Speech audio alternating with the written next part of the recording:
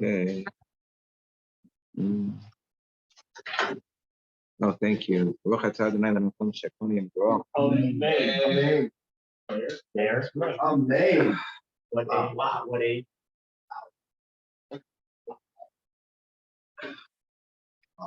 I see that. I see that. I'm sorry, at least it's a good morning. Yeah. Start off the day. Yeah. They normally, fed Popeye coffee instead of spinach. Mm. Okay, well, remember someone base maybe towards the end. I don't know what you're up to. So give me a line. Give me a line. Any line. Are you up to Tashma? No, that's an answer to a question. You know what? We may as well stop from the beginning of the question. Go quick. Okay. I have to be finished by 7:40 anyway, because I have to take my son. Yeah. All right. Ibarilu, about 5 lines to the bottom on Mem base, they asked the question. A master sold his Ebed Kanaini, not for the purchaser to do any work with him, but just that if he would get gored by a shore. So then the payment is 30 kesef. So we only sold him so that the purchaser would get the right to that 30 kesef. So by the way, Meir, by the way, Rabban, ask according to Rameir, or according to the Chachamim. By the way, Meir, Rabbi Meir, so the opinion that other Makna Davash Labaliyah, you can sell something that hasn't yet come into the world, but maybe that only applies to like fruit of a tree. Like on that eventually you have like a fig tree, the figs will eventually come into being. Who says that there ever will be a knas for this Evan? Who says that an ox will ever gore him and kill him? And even if it does happen, the ox gores him and kills him, he might mishalim. Maybe the owner of the ox will never end up paying the Mamoda Miftar. Maybe he'll admit that it happened. And since the whole thing is a knas, because the 30 kesef gets paid, whether the Evid is worth 30 kesef or not. So then we have a principle, the Modabik Nas Pater, that if the person admits it before witnesses come along, he'll be off the hook altogether. So also ask the question according to the Chachamim. I can look at the Chachamim hold that you can't sell something that has them come into existence. When maybe that only applies to fruit of a tree, like figs of a fig tree that haven't yet come into being. But now here, in this case, the ox is already alive and the slave is already alive. The only thing that hasn't happened is that the ox hasn't bore the Evid yet. So maybe that counts as something which has come into the world. So what's going to be the resolution? So Rabbi Abba says, I'll give you a proof. Tashma, lead bias, that it says that when it comes to eating truma, so any Evid that was purchased or any Evid that was born in a person's household, if they're a Kohen, gets to eat truma. Why does it say lead bias? They already said the Kohen nefesh kinyan kaspo. A Kohen buys a person, buys an Evid knaini, so he gets to eat truma. Then it says lead beiso. If an Evid that you purchase from the street gets to eat truma, so you lead bias. So certainly an Evid who started out as part of your household, who was born in your household, how much more so he should be able to eat truma. So we say no. And if I didn't say you lead bias, if I bought somebody with kesef, obviously that person was worth kesef. That's why I bought him with kesef. He's worth at least a puta. Okay, so maybe if I had an Evid who's worth at least a puta, gets the truma. You bias kesef. Okay.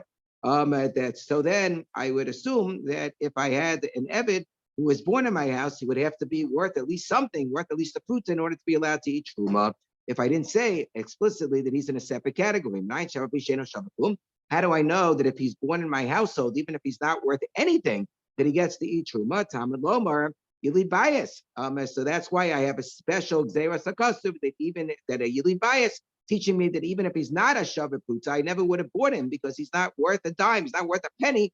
Nonetheless, he gets to eat truma if he was born in my house, regardless of his value. I died in the Omer, but then I might say, okay, so only if the Evid was born in my house because I owned his mother, who was a Shippak Ninus, and now he's born from her, he gets to eat truma even though he's absolutely worthless. But that in the Omer, you leave bias, even though he's worthless, he gets to eat. Ochel, Kinyan Kesef, but then if I actually bought a slave, I might think that somebody I bought, Yesh Bo Shavak Kesef Okel, if he's worth something, he gets to eat, Ein Bo Shavak Kesef, Ein Okel.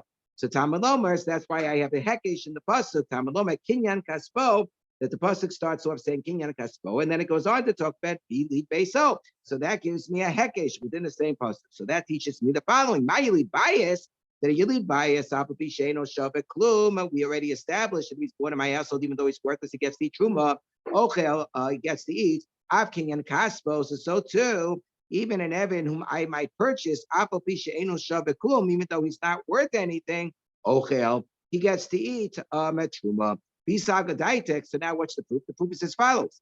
Bisa Gadaitek, if it's true, Evet Shemach Rabba L'Knas Machor, that an Eved whom the master sells for purposes of being able to collect the Knas, so that's considered to be a good and valid sale. So any Eved, even if he's basically worthless, he's not, able to he's not worth anything. He's just a good for nothing piece of, garbage. Mika Abda, the Lo Misdavin the Knasa, but it doesn't matter because every single Eved, if he gets gored by a shore, he's going to enable the master to collect 30 shkolim, and therefore that's going to be worth at least a pruta in terms of calculating the present value of the Eved, that it's worth paying a pruta, that you might end up getting shloshim kesef.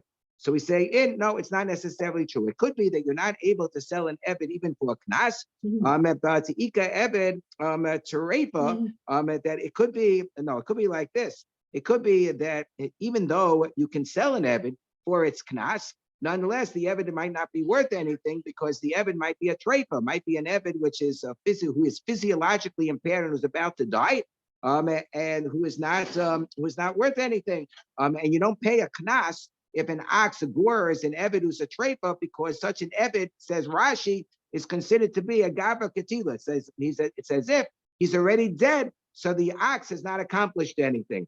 So therefore, even if theoretically you could sell an Eved for its knas, there is a scenario where an Eved might not be worth anything, even in terms of being sold for its knas, because you wouldn't collect the knas in that particular case.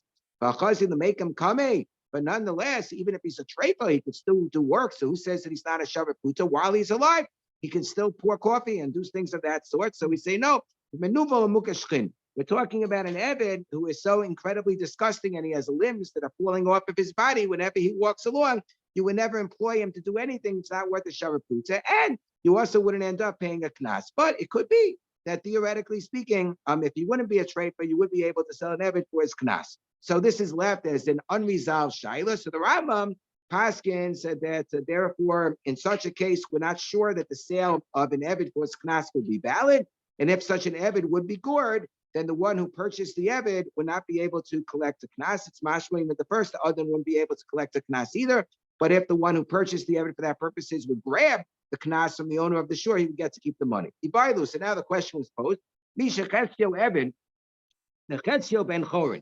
I have a man, okay, an Eved Knaini who's been half freed. How could he be half freed? He had two owners. One of the owners freed him and the other owner did it. Shekidesh Paskorin. So he marries a free woman. Okay, free woman is eligible to get married. Is this considered to be a valid marriage or not? After all, he is a Chetzio ben Chorin who can marry a Jewish woman, but on the other hand, he's a Chetzio Eved who can't marry a Jewish woman. So Mao, Imtim Salome, if we say, Tosa says that all these Imtim Salomas are true, like the din is true, that if I had a Ben Yisrael, I had a perfectly regular Jewish man, Shamal Abbas Yisrael, who said to a regular, perfectly normal Jewish woman, Hiskadshi lechetz yi. I want you to be married to half of me, okay? Mekudeshes, that she is considered to be married because she could be married theoretically to all of him. The Chazia the Kule, because she is eligible for all of him because he's a completely free man. Halo Chazia the Kule. But in this particular case, maybe the woman is not Mekudeshes because she can't marry the part of this man who's a Chatzi Eved. Bimtim Saloma. And if I say, let's say, in a different scenario, I have a regular Jewish man, Ben Yisrael, and Mekadesh Chatzi Isha, and he says to the woman, don't marry half of me, but I'm going to marry half of you. That if he only marries half of the woman, ain't a Mekudeshes, that's not considered to be a valid marriage. Why? Because he left something over. A Deshir Bekinyano, that he didn't purchase the entirety of the woman. In the first case, he purchased the entirety of the woman, but only for half of himself. But here he didn't even purchase the entirety of the woman. He just said, I want to be Mekadesh half of you.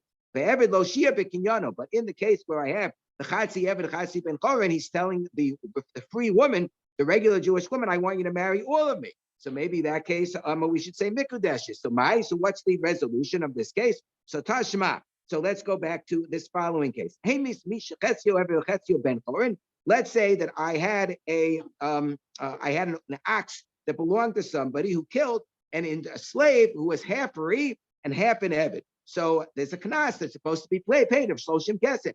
Who gets the knas? Does the Eved get it because he's half free? Does the Adon get it because he's still a half an Adon? So nothing chatzi knas l'rabo. So you pay half of knasa to the master. And as far as the Eved is concerned, if he's half free, he gets more than shloshim kesef. He gets his full value, right? Because that's considered to be kofar. If an ox gores a regular person, so then the owner of the ox has to pay the full value of that person. That's called kofar, right? The full value of that person, the full value of the owner of the ox, right? Machlokas. B'chatzi kofar the yorship. So half of the kofar goes to the yorship. Fiyam is kedusha blav kedushin. And if I say that the marriage altogether of such an individual is not a good marriage, so how does he end up having yorshim? He couldn't have gotten married in the first place. Yorshim minale. So therefore, it must be that the marriage is a valid marriage. So Amar Avada Barava, no, that's not necessarily true. We might be talking about a case where he's not dead, but he says good as dead because the ox gored him in such a way that he became a trafer, became physiologically impaired, that he's going to die within 12 months. He's considered to be as good as dead. Yishaso trafer. My Yorshav. So who are the Yorshav then? If he couldn't be married, he still doesn't have any children. It means he gets the money because he collects the money as a dead man. He's a dead man walking, right? My Yorshav Nafshe. He gets the money because he's as good as dead. So therefore, he gets to collect the kofar himself. That's a little bit crazy, don't you think, Eddie? So Amar Rava, so Rava says that's crazy. What do you want to say? Wouldn't his master get it? Wouldn't his master get it? Well, again, the master doesn't get a kofar because the only time that kofar gets paid is if he doesn't have a master. Remember, half of him doesn't have a master.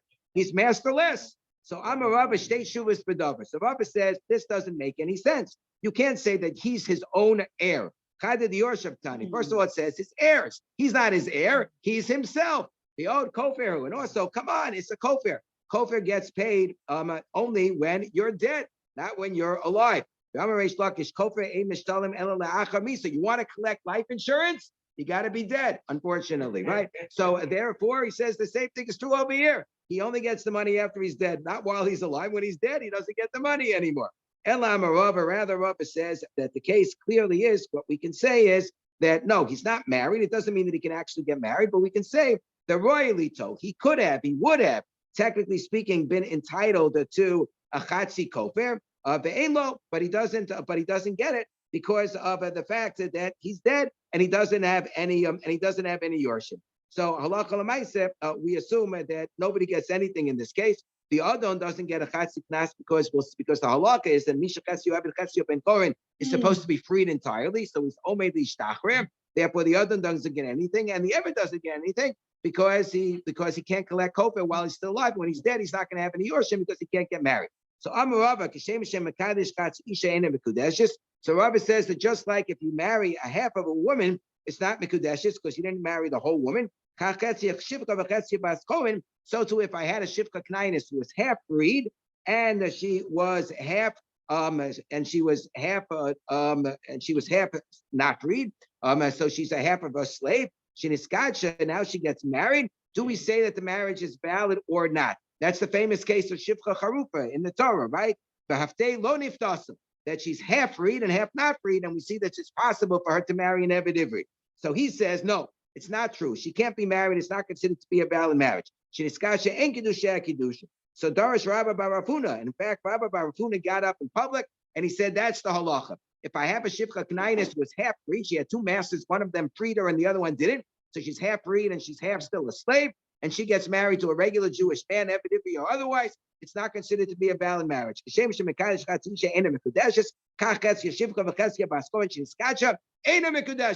count. So Amalei Rav Chisda, so Rav Chisda said, what are you talking about, Rabbi Baravuna? I think you're wrong. Midami Hasam, in the case where a person marries a half of a woman, Shia Bekinyano, he didn't marry the entire thing. Hacha, he didn't marry the entire woman. Hacha lo Shia Bekinyano. In this case, if I have a Jewish man who marries completely, he tries to marry completely a woman who's half free, a Shippa Knainis who's half free and half a slave, he intends to acquire the entirety of her, and therefore it should be a good marriage. So Hada Ukim Rabba Baravuna Amora Alef. So Rabbi Baravuna brought his interpreter or his broadcaster of his shiurim, a sheer assistant, so to speak, to correct the mistake that he made. B'darish, and he said, it's a pasuk in Yeshayahu that applies to me. The pasuk says, you make mistakes, so then tachas yadecha, so then you master a subject. How do you master a subject? By making a mistake the first time around. How do you learn Daf Yomi? Well, you learn it once and you get everything wrong. Then the second time you remember and you get it right. So Ein Adam Omein Al Divrei Torah, a person only acquires and understands Torah and can nitshab ahead unless he first makes a mistake and he's embarrassed and he remembers not to make that mistake again. So he says, so I'm embarrassed, I made a mistake. Even though it's true that if you marry a half of a woman, she's not mikudeshes, but if you marry a full woman, it's just that she's half freed and she's half a slave, then she is mikudeshes. So why timer? Why is that? In the first case, he didn't marry the entirety of the item. He didn't marry the entire woman. He didn't acquire the entire woman. In this case, he is acquiring the entire woman. It happens that only half of her is freed and half of her is a slave, but it still counts as a marriage. Not a full-fledged marriage in the sense that if somebody would then commit adultery with her, you get misa. The only thing's a korban asham. We know that's the case that the Gemara talks about. Shivcha charufa. It's a special tzeres hakos. So Amar Rav Sheshes, so Sheshes wants to say that just like if you married a half of a woman, she's not considered mikudeshes. So to in this scenario where you married a woman who was a shipka knayis, half freed and half a slave, we don't hold that way. Rav Sheshes goes along with the original drasha of Rav Huna. If somebody's going to whisper in your ear and say, "Oh, how can you say in mikudeshes?" This is the classic case of the Torah of shivcha charufa behaftei lo niftasa. Ezoi shivcha charufa zu shechetzia shivcha v'chetzia baskorin hamurasel eved ivri, who happens to be betrothed to an eved ivri. So we see that in fact it is a binding marriage. Amabasi serusei. So we see that she can in fact be betrothed. Emolo. So you could say, well, look at the sheet of Rabbi Yishmael and try to figure it out based on his sheet. Emol klakle to Rabbi Yishmael. Because Rabbi Yishmael says that when the Torah talks about shivcha charufa, it's talking about a woman who's not half free. She's a complete 100% shivcha knayis. The shivcha knayis and murasel eved ivri, who's betrothed to an eved ivri, shivcha knayis basisusehi. Obviously, you can't be properly married if you're Jewish to a shivcha knayis. She's considered to be like an eved. Am hadom el hachomer, as we say, right? Shivu poim hachomer. Rather, how do you understand it according to Rabbi Yishmael? And that will give us insight as to how we understand the chachamim. My miuresis. Miuresis doesn't mean that it's an actual betrothal and it's a real kiddushin. It means miuchedes. It means she's set aside for the eved ivri, but it's not actually a real binding marriage. It's hakanami. My miuresis. So too, when we say miuresis in the context of the shitas chachamim, that a shivcha knayis, that we're talking about a woman who is half freed, chatzi shivcha v'chatzi baskorin, and who's betrothed to an eved ivri. It doesn't mean she's really betrothed. It means miuchedes. It means she's designated to him. So I'm Rav Chisda. So Rav Chisda says, I'll tell you the halacha in my opinion. Rav Chisda says that if I had a chatzi chesia shivcha v'chesia baskorin, she was half a shivcha and half a baskorin. Now remember, Rav Chisda a few lines ago was the one who asked him, Rabbi Bar Huna. He seems to hold that she really would be married. So he says, Sheniskacha the Ruvain. Let's say she does get married to a Jewish man, and now she gets freed entirely. The half of her that was still a shivcha knayis gets freed as well. The other master is now freed or emancipated her as well. Mishtach her up. The chazam niskacha l'shimu. And now she goes and she gets married to another man. Umesu shneim. Reuven and Shimon are both brothers, and they both die. And now she falls in front of Levi, who's the third brother. So Misyaybemis to Levi. So she does Yibum with Levi, turn the page. Then he Kori Baishes Shnei Mesim. And I don't consider this to be a defect of Umeis Echad Mehem. That Umeis Echad Mehem means that a woman only performs Yibum if she has a Yibum as a Zika, a linkage designation from one brother, but not if she has from two brothers. We don't consider this from two brothers because if she's married to Reuben, she's not married to Shimon. If she's married to Shimon, she's not married to Reuben. Manavshach, because it's a Manavshach. Kiddushin, Reuben Kiddushin. If the first Kiddushin to Reuben was in fact a good Kiddushin, Kiddushin to Shimon Lav Kiddushin, so then the Kiddushin of Shimon doesn't count. The Kiddushin to Shimon Kiddushin, and if the second Kiddushin is good, that means the Kiddushin to Reuben Lav Kiddushin. That the first Kiddushin to Reuben was not a good Kiddushin. So, right. She certainly can at this point because they both died. But now she could do Yibum with respect to Levi, who is the third brother. So Idmar, so what's the question? So we could say the question is the original marriage to a Shivka B'Chatzi Baskorin a valid marriage or not? Maybe that's the nature of the question, or the way that's the way Rashi learns. Or it could be the nature of the question is, do we say that when she becomes freed, the marriage that she had to Reuben automatically terminates? Or do we say that the marriage to Reuben automatically culminates, that it becomes, now 100% effective? So that could be the question. That's probably the question, given that it was Rav Chisda who asked the question, and we held earlier that the Kiddushin would be a good Kiddushin. And that's the question we're going to pose right now. If I have a woman who's half a shifcha and half a baskon, and she's scotch to the Reuven, she was married to Reuven, and we assume the halacha is that marriage is a good marriage. But now,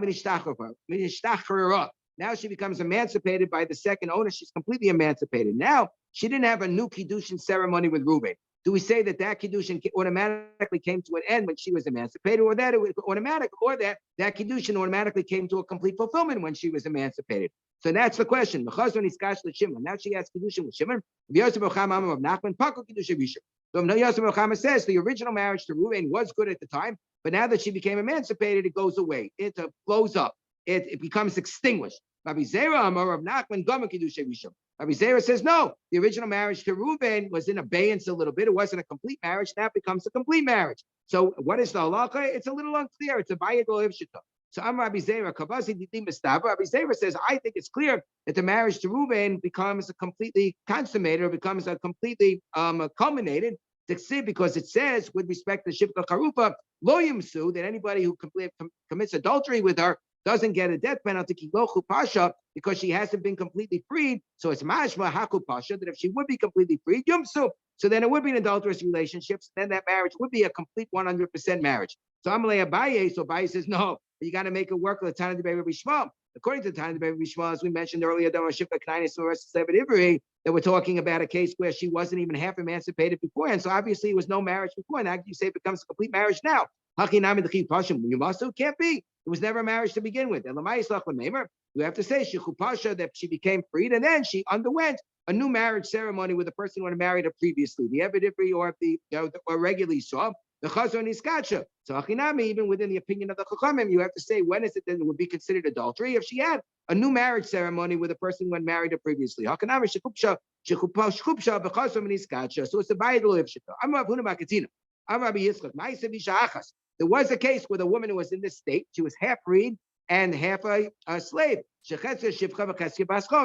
kafir was Rabba, and they forced the master to free her entirely. Just like we say with respect to an Evan, who is a Chatzi Evan, Chatzi Ben Chorin, that we force the master to free him entirely. So here he did the same thing with respect to a woman in the same predicament, to make her completely free. That would be assuming that she was in this limbo state where she wasn't able to fulfill the mitzvah of Fuabu, and because she can't be married completely to an Evan, because she's a Chatzi Baskon, and she can't be married completely to a free Jew because she's a Chatzi Shivka. So therefore, we free her entirely. So Kamaka Rabbi Yochanan ben Broka, that's assuming that she needs to fulfill Fuabu. So therefore, we provide this dispensation, because he owes that both men and women are obligated in Fuabu, as it says, Vayivarech Osam, that God bless both of them, man and woman, Elokim. So we don't hold that way. We hold that the mitzvah of Fuabu is only incumbent upon a man. So therefore, you will not automatically have to free a Chatzi Shivka v'Chatzi Baskol, unless you have the scenario that's described for Nachman b'Yitzchak. Amar Nachman b'Yitzchak lo minak lo. That when is it that the Maisa was that they required the master who still owned her to free her? Because minak hefker naguba, when because of the fact she couldn't really be married to anybody in a normal fashion, so therefore she started being promiscuous. So if you see that the Shivka starts being promiscuous because she's a Chetzia Shivka v'Chetzia Baskoin, so then everybody would agree that she should be freed. So should she not end up being promiscuous, but you don't free her, she's not promiscuous, based on the fact she can't fulfill Fuabu because a woman's not Mitsuim Fuabu. And now your Mishnah, if you sell your slave to an Ovei Kochavim, you sell your Eved Kanaini to a non-Jew, or the Chutz La'aretz, or to even a Jewish person, but outside of Israel, you were in Israel, and now you sold him to somebody in Chicago, Yotza Ben Chorin, so then the Eved goes free because you are taking him away from the fulfillment of mitzvahs, either by giving him over to a non-Jew or by giving him over to Chicago. So the Gemara says, Tana, then he won't be able to fulfill the mitzvahs of Tuliyas Baritz. So Tana Rabbanan, Amoka Abdali of the Kocharim Yotza the Cheres.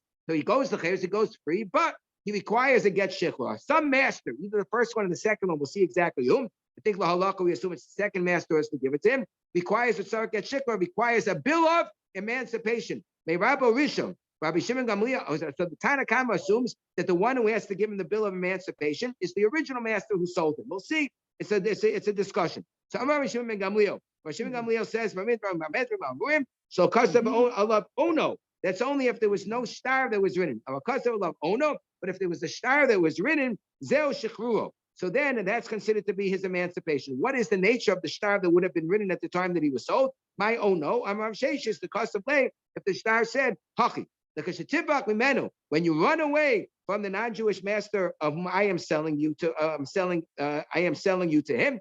I have nothing else to do with you. So then that's considered to be the bill of emancipation on its own, and nothing else that needs to be written. We'll see that if he doesn't run away from his non-Jewish master, obviously we can't just tell the non-Jewish master, oh, go and emancipate him. He's not going to listen to us. But there is a chiyuv that you're supposed to redeem the slave, even up to 10 times the value that he has, in order to see to it that he will go free. Tana Rabbanim. Let's say that I borrowed money from the Oved Kochavim, and I used I used my slave as collateral. I said, if I don't pay you, then you can take my slave as collateral. Since you made the Oved Kochavim into nimuso, some sort of a mark that you place on him, a badge that you place on him, in terms of designating him as collateral, so he automatically goes free. My nimuso. What exactly is this? A badge of dishonor, of collateral? So I'm Rafuna Bar Yuda Noshki. That it is some sort of a badge that you would place, like say, for example, on his shoulder, and that you place it on his neck. Excuse me, it's a siman abdus, some sort of a badge of slavery that you place on the neck of the Eved. So Masif Rav Sheshis, Harisin Machakiros, so Rav Sheshis asked the kasha that we don't necessarily find the noshki means some sort of a badge, because if you're a sharecropper, that you work on somebody's field, let's say you're a sharecropper in Israel, and the field is owned by a non-Jew, and we're assuming that they have a kinyan to be mafkia, whatever produce goes in their field, it's not going to be chayiv in trumas and maisus. You're a sharecropper, you get a portion of the crops, or you're working on the field and you get a certain set amount for your chakiros, for the amount that you work on the field. Or you have a sharecropper tradition in your family that your father, grandfather, great-grandfather, they were all sharecroppers in the non-Jewish field, and you are as well. Or I have a case of an Oved Kochavim who took a loan from a Jewish person and he set aside his field as collateral. In that case, even though the field was marked with nimuso, the same lashon that we mentioned previously, in all of these cases, that the fruit that grows on that field is still going to be Petura Mina Maisa, because it fundamentally still belongs to the non-Jew. And if I say that nimuso means noshki, it means like a badge of slavery that you place on a slave's neck. What kind of a noshki you place on a field? Sadabas noshki. So it must be that nimuso means something else. You know what nimuso means? It means time. Time. You set aside a certain amount of time. You borrowed money from the Oved Kochavim, and you said that if I don't pay you by a certain time, so then this Eved is going to go to you in slavery. So we say that Eved gets immediately emancipated. So kasha zman azman, but it's a kasha because in the case of the Eved, we say that he goes free. And in the case of the field, we say that even though the field has been designated for the Jew, if the non-Jew doesn't pay his loan, it's still considered to be the non-Jew's field. So we say, lo kasha, no, we can reconcile those two cases. Could be. In the case of the slave, when does he go free? When the time for the payment of the loan has passed, the Jew hasn't paid it. So then it's considered like he is already transferred to the non-Jew. So that at that point in time, he goes free. Hadamata zimne. In the case of the field, where the non-Jew had set aside the field in the event that he doesn't pay the loan from the Jew. So when we say it's still considered like it belongs to the non-Jew, that's when the time has not arrived. Are you kidding me? If I'm dealing with a slave, if the time has arrived that the non-Jew can collect him, so obviously he would go free because then he's already in the non-Jew's possession. Rather, the way to reconcile the two cases, they're both talking about where the time for the loan to be paid has not yet arrived. And there's no kasha because in the case of the non-Jew has already, according to Tosfos, the non-Jew has already been handed over to, the slave has already been handed over to the non-Jew's possession. So even though the time for payment has not arrived, you have to free him immediately. The way Rashi learns is that no, because of the fact that he's already been flagged for his body to go to the slavery of the non-Jew. So because you did something improper, we're going to require you to emancipate him immediately. And in the case of the field, it's not the actual field that's being transferred, but only the payros. Or alternatively, I could say that in the case of the payros, that we're talking about where at the conclusion of the time, there was a right to seize the fruit from the field, but as long as the Jew did not come along to seize the fruit, so then we say that it still belongs to the non-Jew. But in the case of the Eved, we make a knas that we say that if the time has actually arrived, despite the fact that the non-Jew has not come along to collect the Eved, since he could collect the Eved, and the time has also arrived. So then the slave has to immediately go free, despite the fact that he has not yet been collected. And we'll stop here. Excellent. Shikar,